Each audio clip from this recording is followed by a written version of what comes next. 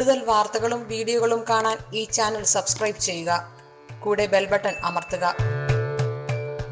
Asia live ടിവിയിലെ feng shui പ്രോഗ്രാമിലേക്ക് ഏവർക്കും സ്വാഗതം. നമുക്ക് ഒരു വീടിന്റെ പ്രധാന വാതിൽ എന്ന് പറയുമ്പോഴത്തേക്ക് വളരെയധികം പ്രാധാന്യമുള്ളൊരു സ്ഥലമാണ്. അപ്പം നമ്മളത് ഉച്ചത്തിലാണ് എപ്പോഴും ആ ഒരു ഡോർ ഇരിക്കേണ്ടത്. ഉച്ച നീച്ചങ്ങളൊക്കെ ഞാൻ ഒത്തിരി പ്രോഗ്രാം പറഞ്ഞിട്ടുള്ളതാണ്. നിങ്ങൾക്ക് കണ്ടിട്ടില്ലാത്തവർക്ക് നമ്മുടെ മറ്റുള്ള പ്രോഗ്രാമൊക്കെ വാച്ച് ചെയ്യുമ്പോൾ നിങ്ങൾക്കത് മനസ്സിലാവുന്നതാണ്.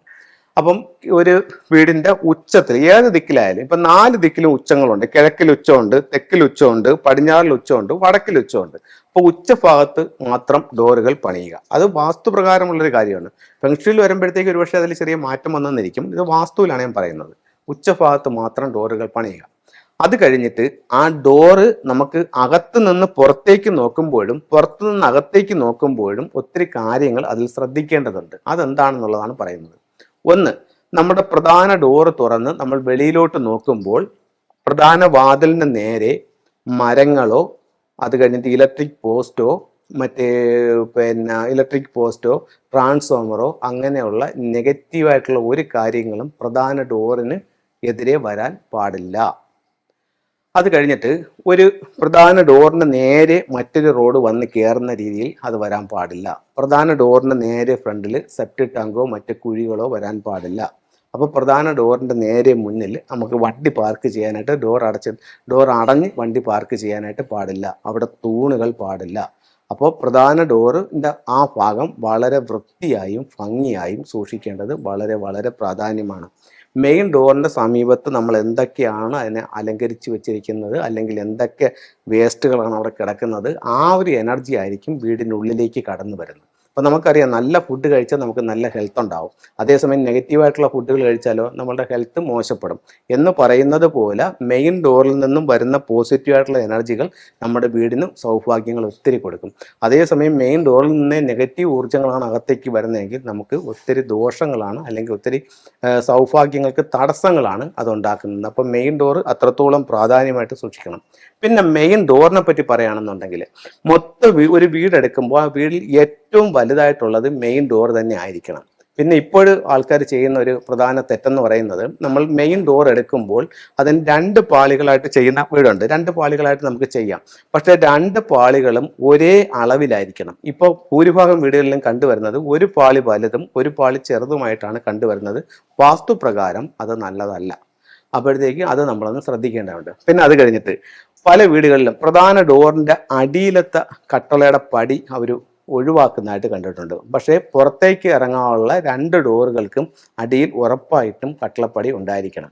അപ്പോൾ അത് വളരെ അത്യാവശ്യമായിട്ടുള്ള കാര്യമാണ്. അടുത്തത്, പല കട്ടളകളിലും അത് പലതരത്തിലുള്ള കേടുപാടുകൾ സംഭവിച്ചും ദ്രവിച്ചുമൊക്കെ ഇരിക്കുന്നതുണ്ട്. അത് വീട്ടിലെ ഗൃഹനാഥനെയും ഗൃഹനാഥയെയും അത് ഒത്തിരി ദോഷങ്ങൾ ഉണ്ടാക്കാനായിട്ടുള്ള സാധ്യതകളുണ്ട്. അപ്പം നമ്മുടെ പ്രധാന വാതിൽ നമ്മൾ എത്രത്തോളം ഭംഗിയായി അലങ്കാരമായി സൂക്ഷിക്കുന്നു അത്രത്തോളം സൗഭാഗ്യങ്ങൾ നമ്മുടെ ജീവിതത്തിലേക്ക് വരുമെന്നുള്ള കാര്യത്തിൽ സംശയമില്ല. അപ്പം നമ്മൾ അകത്തു നിന്നും പുറത്തോട്ട് നോക്കുമ്പോൾ കണ്ടുകൂടാത്തതായിട്ടുള്ള കാര്യങ്ങൾ പറഞ്ഞു, എന്തൊക്കെ ആകാമെന്നുള്ളതും നമ്മൾ പറഞ്ഞു. അതേസമയം നമ്മുടെ വാതിലിൽ നിന്ന് വീട്ടിനുള്ളിലേക്ക് നോക്കുമ്പോൾ എന്തൊക്കെ കാര്യങ്ങൾ ശ്രദ്ധിക്കാമെന്നുള്ളതാണ്. ഒന്ന്, നിങ്ങളുടെ വീടിൻ്റെ പ്രധാന വാതിലിൻ്റെ നേരെ ഓപ്പോസിറ്റ് ഒരു ടോയ്ലറ്റിൻ്റെ ഡോർ വരാൻ പാടില്ല. ഇപ്പം നിങ്ങളുടെ വീടിൻ്റെ പ്രധാന വാതിൽ നിൽക്കുന്നത് കിഴക്ക് ഭാഗത്താണ്. അവിടെ നിന്ന് നേരെ നോക്കുമ്പോൾ നേരെ ഓപ്പോസിറ്റ് ഒരു ടോയ്ലറ്റും ആ ടോയ്ലറ്റിൻ്റെ ഡോറും ആണെന്നുണ്ടെങ്കിൽ വാസ്തുപ്രകാരമായിട്ട് അത് ഒട്ടും നല്ലതല്ല. അപ്പോൾ അത്തരത്തിലുള്ള ടോയ്ലറ്റുകളുടെ ഡോറുകൾ അത് ഒഴിവാക്കാം. അതേസമയം അവിടെ നിന്ന് നോക്കുമ്പോൾ നേരെ ഓപ്പോസിറ്റ്, സൂത്രം കടന്നു പോകുന്ന കാര്യമല്ല ഞാൻ പറയുന്നത്. ഇപ്പോൾ സൂത്രം കടന്നു പോകാത്ത രീതിയിൽ ഇപ്പം വടക്ക് കിഴക്കോട്ടോ മറ്റോ മാറിയിരിക്കുകയാണെന്നുണ്ടെങ്കിൽ അവിടെ നേരെ ഓപ്പോസിറ്റ് വരുമ്പോൾ ഒരു ടോയ്ലറ്റിൻ്റെ ഭിത്തി ആണെങ്കിൽ അത് കുഴപ്പമില്ല. പക്ഷെ അതിൻ്റെ ഡോറാണെങ്കിൽ മാത്രമാണ് നമ്മളത് ദോഷകരമായിട്ട് ബാധിക്കുന്നത്. അതേസമയം അടുത്തത്, വീടിൻ്റെ മധ്യഭാഗം കിഴക്ക് മധ്യത്തിൽ നമുക്ക് ഒരു കിഴക്കോട്ട് ദർശനമുള്ള വീടാണ്. കിഴക്ക് മധ്യത്തിൽ നമുക്കൊരു ഡോറുണ്ട്.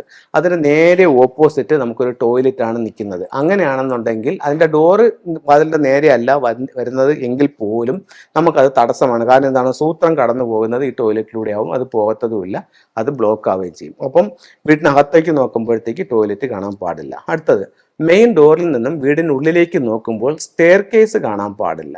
അത് നമ്മൾ ഒത്തിരി പ്രോഗ്രാംസിൽ പറഞ്ഞിട്ടുണ്ട്, അതിൻ്റെ പ്രശ്നങ്ങളും പറഞ്ഞിട്ടുണ്ട്. അത് കണ്ടിട്ട് ഒത്തിരി ആൾക്കാർ നമ്മൾ കൺസൾട്ടിങ്ങിനായിട്ട് വിളിച്ചിട്ടുമുണ്ട്. അപ്പോൾ മെയിൻ ഡോറിൽ നിന്ന് നോക്കുമ്പോൾ സ്റ്റെയർ കേസ് കാണുന്നത് ഹൃദയ സംബന്ധമായിട്ടുള്ള അസുഖങ്ങൾക്കുള്ള സാധ്യത ഉണ്ടാക്കുമെന്ന് ഫെങ്ഷുയിൽ പറയുന്നുണ്ട്. ഇത് ആരെയും പേടിപ്പിക്കാൻ വേണ്ടി പറയുന്നതല്ല.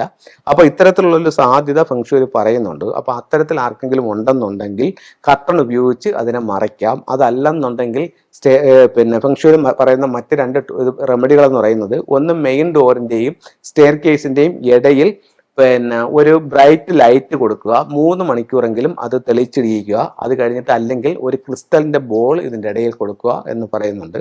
അപ്പം പുതിയ വീടുകൾ പണിയുന്നവർ ഉറപ്പായിട്ടും മെയിൻ ഡോറിൽ നിന്ന് നോക്കുമ്പോൾ സ്റ്റെയർ കേസ് കാണുന്ന രീതിയിൽ ചെയ്യാൻ പാടില്ല. അപ്പോൾ നമ്മൾ അകത്തോട്ട് നോക്കുമ്പോൾ ചെയ്യാവുന്ന കാര്യങ്ങൾ പറഞ്ഞു, പിന്നെ സൂത്രം കടന്നു പോകുന്ന കാര്യം പറഞ്ഞു, സ്റ്റെയർ കേസിൻ്റെ കാര്യം പറഞ്ഞു, ടോയ്ലറ്റിൻ്റെ കാര്യം പറഞ്ഞു.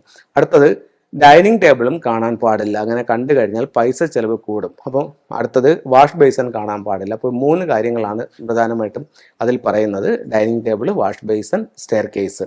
അപ്പോൾ ഇതിൽ കൂടുതൽ പ്രശ്നമുള്ളൊരു ഏരിയ എന്ന് പറയുന്നത് സ്റ്റെയർ കേസ് തന്നെയാണ്. അപ്പോൾ ഇത്തരത്തിലുള്ള ഓരോ കാര്യങ്ങളും ശ്രദ്ധിച്ച് നമ്മൾ വാസ്തുപരമായിട്ട് നമ്മളുടെ വീടുകൾ ചിട്ടപ്പെടുത്തി അതിനനുസരിച്ച് എൻ്റെ ടൂൾസുകളും അല്ലെങ്കിൽ നമ്മുടെ ഫർണിച്ചറും എല്ലാം കറക്റ്റ് ചെയ്ത് വീട് നല്ല വൃത്തിയായും ഭംഗിയായും സൂക്ഷിക്കുകയാണെന്നുണ്ടെങ്കിൽ നമ്മുടെ വീട്ടിൽ എന്നും ലക്ഷ്മി വിളയാടുകയും നമ്മുടെ സൗഭാഗ്യങ്ങൾ നാൾക്ക് നാൾ വർദ്ധിച്ചു വരികയും ചെയ്യും.